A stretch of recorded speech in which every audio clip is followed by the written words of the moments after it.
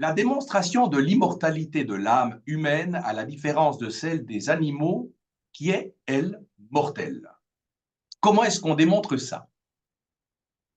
Alors, c'est une question sur laquelle je suis pas vraiment expert, j'ai pas énormément travaillé la question. En revanche, je sais qu'il y en a qui l'ont beaucoup travaillé, notamment le philosophe catholique Edward Feser, qui a écrit un livre pour défendre l'immatérialité de l'âme, de l'intellect.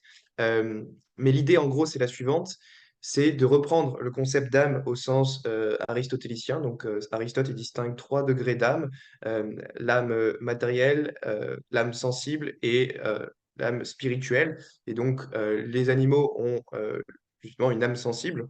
Et nous, les hommes, on est les seuls à avoir une âme spirituelle au sens de l'intelligence dotée d'une volonté.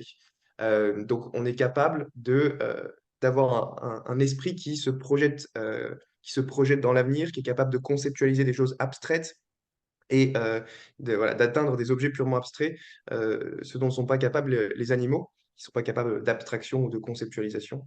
Et c'est ça qui laisse à penser que l'intellect humain n'est pas réductible à la matière et que, il a des facultés qui lui sont propres, euh, qui dépassent le monde matériel, et donc qu'au moment de la mort, c'est un phénomène biologique qui fait que nos organismes ils ne fonctionnent plus, ils meurent, mais c'est quelque chose qui se joue au niveau biologique, et donc l'esprit humain, vu qu'il n'est pas réductible à la matière, voilà, on pense du coup qu'il peut survivre à la mort.